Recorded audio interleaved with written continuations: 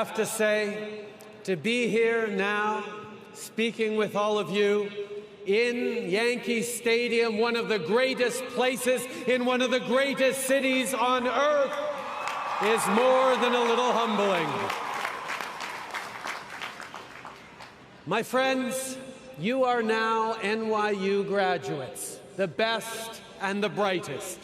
You have great potential and possibilities, and therefore you have enormous responsibility too. So today, I'd like to talk about the nature of both those things, and I'd like to offer you a challenge, one that I think is essential for your future success as individuals and as the leaders that you are becoming.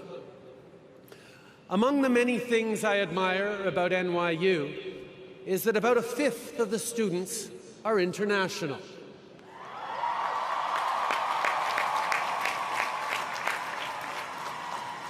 And a similar proportion are the very first in their families to go to college.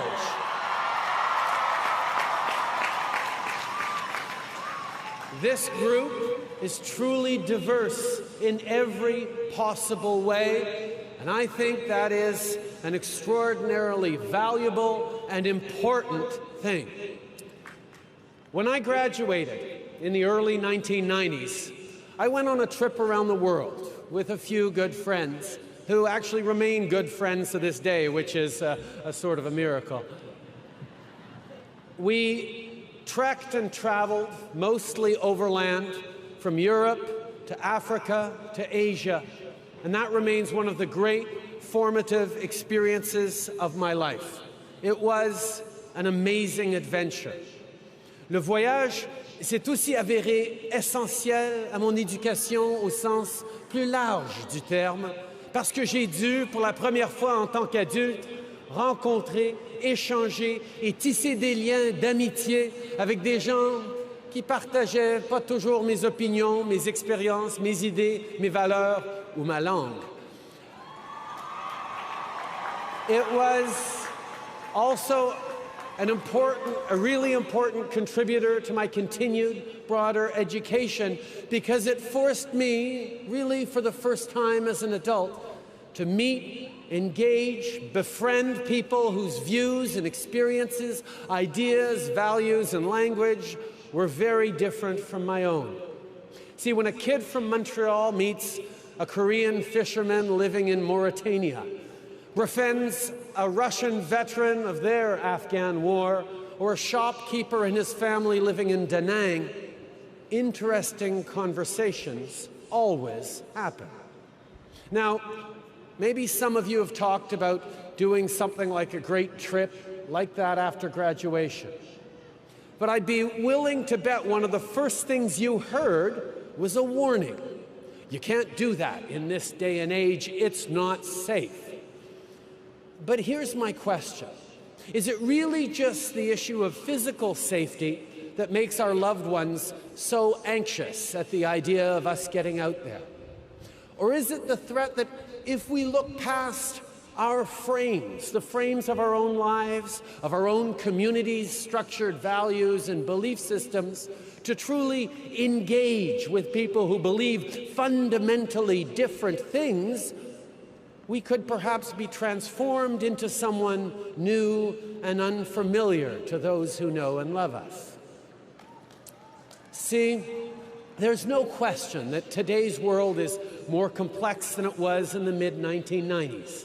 There are serious and important problems that we're grappling with and will continue to grapple with.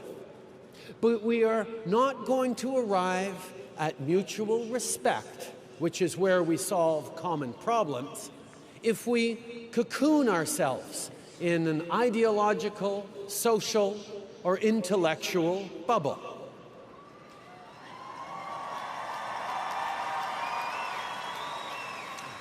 Now, we can see it all around us. There's a peculiar fascination with dystopia in our culture today. You see it everywhere on film and TV. But the truth is that, on balance, We have the good fortune to live in a time of tremendous possibility and potential, a time when it is within our grasp to eliminate extreme poverty, to end terrible diseases like malaria and TB, and to offer a real chance at an education to everyone on this planet.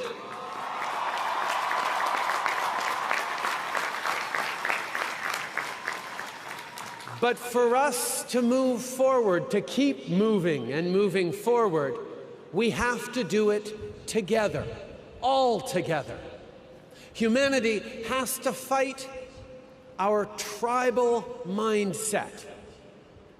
We go to the same church? Cool, you're in my tribe. You speak my language? You're in my tribe. You're an NYU alumni? You're in my tribe. You play Pokemon Go. You're a vegetarian. You like the Yankees. You go to the gun range. You're pro-choice. Tribe, tribe, tribe. See, but of course, it's not the belonging part that is the real problem. It's the corollary. You are part of my tribe, and they are not. Whether it's race, gender, language, sexual orientation, or religious or ethnic origin, or our beliefs and values themselves, diversity doesn't have to be a weakness. It can be our greatest strength.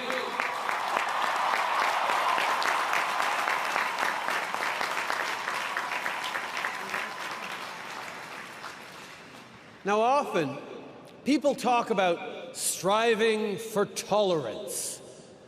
Now, don't get me wrong, there are places in this world where a little more tolerance would go a long way. But if we're being honest, right here, right now, I think we can aim a little higher than mere tolerance. Think about it. Saying, I tolerate you, actually means something like, okay, I grudgingly admit that you have a right to exist, just don't get in my face about it, and oh, don't date my sister. There's not a religion in the world that asks you to tolerate thy neighbor. So let's try for something a little more like acceptance, respect, friendship, and yes, even love.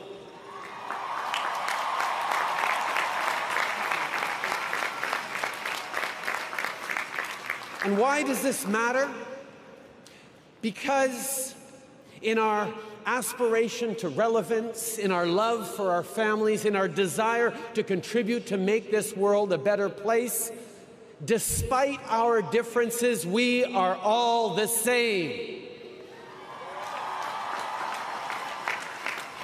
And when you meet and befriend someone from another country or another culture who speaks a different language or who worships differently, you quickly realize this. And here's my main point and the challenge I'm offering you today. Our celebration of difference needs to extend to differences of values and belief, too. Diversity includes political and cultural diversity. It includes a diversity of perspectives and approaches to solving problems. See, it's far too easy with social media shaping our interactions to engage only with people with whom we already agree, members of our tribe. Well, this world is and must be bigger than that.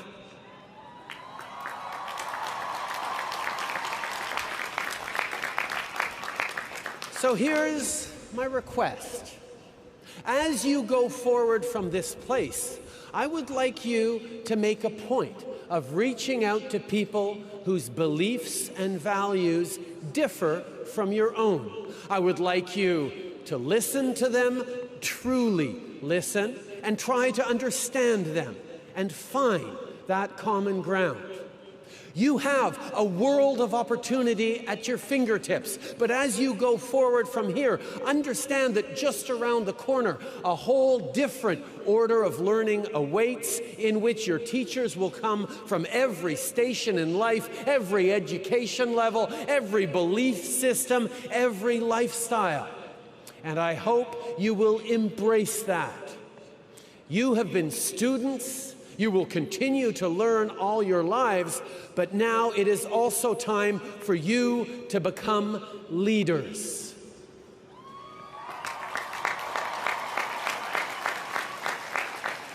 In every generation, leaders emerge because they one day awake to the realization that it's not up to someone else to fix this problem or take up that cause. It's up to them.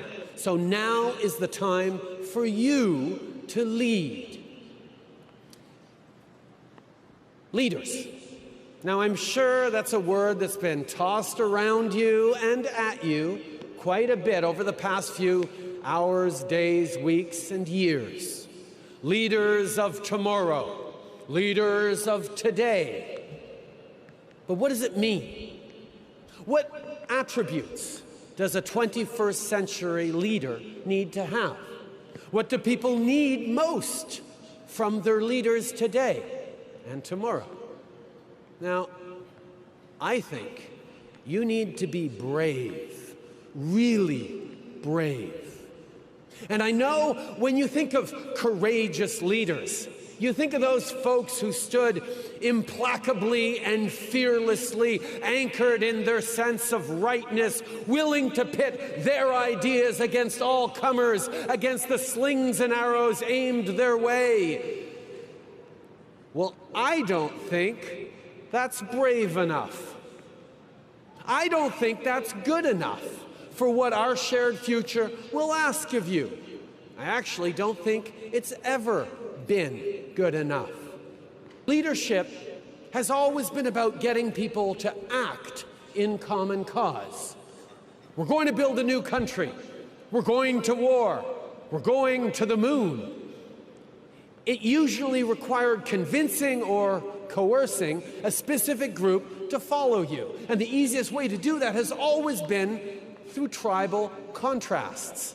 They believe in a different God. They speak a different language. They don't want the same things as we do. But the leadership we need most today and in the years to come is leadership that brings people together.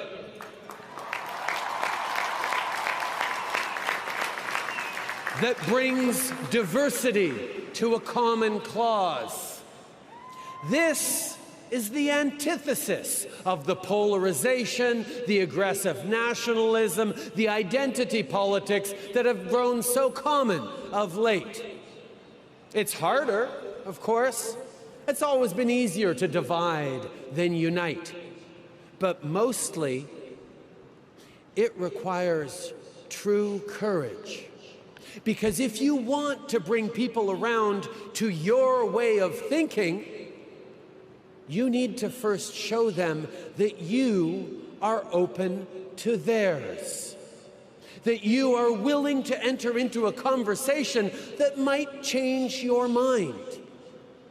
Show respect for their point of view, and you have a better chance of actually having them listen to yours. And regardless of what happens, you will have had a genuine exchange that focused on understanding, not on winning a debate or scoring points. And you will both be improved for it. Now, let me be very clear. This is not an endorsement of moral relativism or a declaration that all points of view are valid. Female genital mutilation is wrong, no matter how many generations have practiced it. Anthropogenic climate change is real, no matter how much some folks want to deny it. But here's the question. Do you want to win an argument and feel good about how superior you are? Or do you actually want to change behaviors and beliefs? See, it's been pointed out that one of the many differences between Abraham Lincoln and Jefferson Davis was that Davis preferred to win a debate, while Lincoln would rather win the war.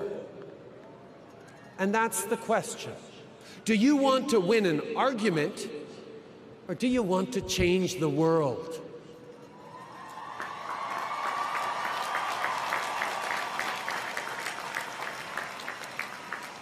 With malice toward none and charity toward all.